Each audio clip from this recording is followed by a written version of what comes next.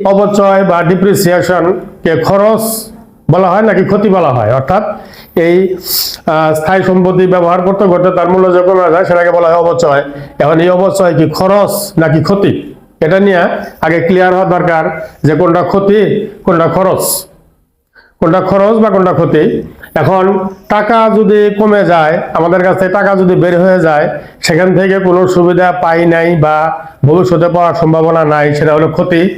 আর টাকা আমাদের কাছ থেকে বের হয়ে গেছে, টাকা চলে গেছে বা টাকা কমে গেছে, সেখান থেকে কোনো সুবিধা পাইছি অথবা ভবিষ্যতে সুবিধা পাওয়ার সম্ভাবনা আছে, সেটাকে বলা হয় ব্যয় বা খরচ। আরো উদাহরণের মাধ্যমে আমরা ক্লিয়ার করতে পারি। আমাদের পকেটে যদি দুইটা 5 টাকা থাকে, একটা 5 টাকার কয়েন আর হলো 5 টাকার কাগজের নোট। এখন পকেটের ফুটা দিয়ে যদি 5 টাকার কয়েনটা পড়ে যায়, তার মানে কি টাকা কমে গেল, টাকা বের হয়ে গেল।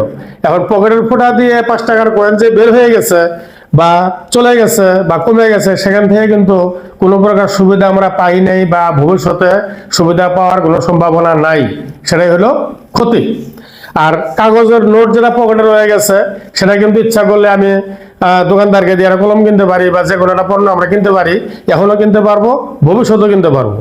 তাহলে যে টাকাটা আমি দোকানদারকে দিয়ে যদি একটা কলম কিনি, নগদ টাকা দোকানদারকে দিয়ে 5 টাকার নোট দিয়ে আমি একটা কলম কিনলাম, তাহলে 5 টাকা কমে গেল, 5 টাকা আমাদের কাছ থেকে বের হয়ে গেল, কিন্তু সেখান থেকে আমরা সেই 5 টাকার বিনিময়ে কিন্তু আমরা কলম পাইছি বা একটা সেবা আমরা পাইছি বা একটা কলম পাইছি, সেই কলম আমরা ব্যবহার করতে পারবো, সেই কলম থেকে আমরা একটা সেবা পাবো।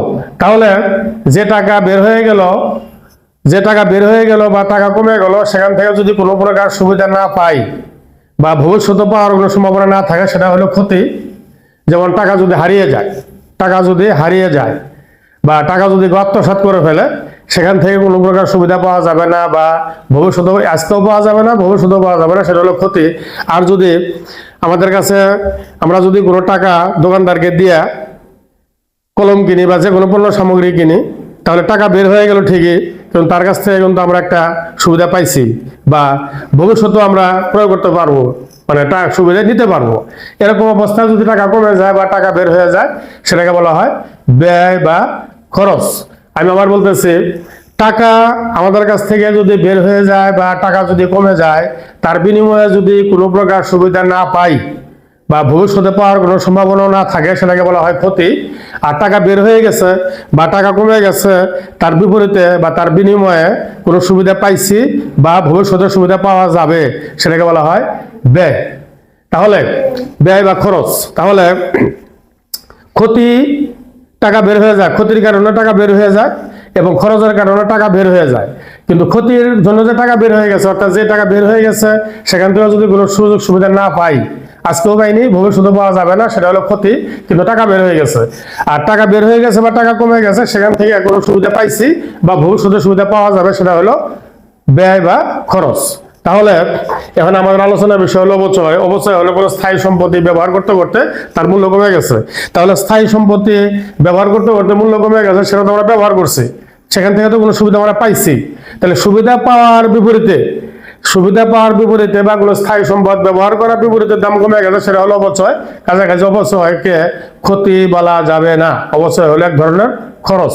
কারণ এই অপচয় হলো দাম কমে গেছে, দাম কমে যাওয়ার বিপরীতে কিন্তু আমরা স্থায়ী সম্পদটা ব্যবহার করছি। আমরা ব্যবহার করার কারণে, সেখান থেকে সেবা নেওয়ার কারণেই বা সেবা নেওয়ার পরেই সেটার দাম কমে গেছে বা মূল্য হ্রাস পেয়েছে। এজন্য অপচয়কে ক্ষতি বলা যাবে না, অপচয়কে বলা হবে খরচ বা অবস্থাকে বলা হবে ব্যয়। তাহলে ক্ষতি এবং ব্যয়ের উদাহরণের মাধ্যমে আমরা আলোচনা করলাম। এখন কোন স্থায়ী সম্পদ যদি দুর্ঘটনাজনিত কারণে যদি কোনো সম্পদের মূল্য কমে যায়, সেটাকে অপচয় বলা যাবে না, সেটা হলো ক্ষতি। কারণ দুর্ঘটনা ঘটে অ্যাক্সিডেন্টলি দাম কমে গেছে, সেখান থেকে আমরা কোনো সুবিধা পাইনি বা ভবিষ্যতে পাওয়ার সম্ভাবনা নাই, সেটা হবে ক্ষতি। কিন্তু আমরা ব্যবহার করতে করতে যে মূল্য কমে গেছে, সেটাকে যদি অপচয় বলা হয় এবং সেই অবশ্যই ক্ষতি না বলে সেটাকে বলতে হবে খরচ বা ব্যয়। তাহলে কোনো স্থায়ী সম্পদ বারবার ব্যবহার করার পরে ওই স্থায়ী সম্পদের মূল্য যে হ্রাস পায়, মূল্য কমে যায় বা মূল্যের অবনতি হয়, সেটাকে বলা হয় অপচয়।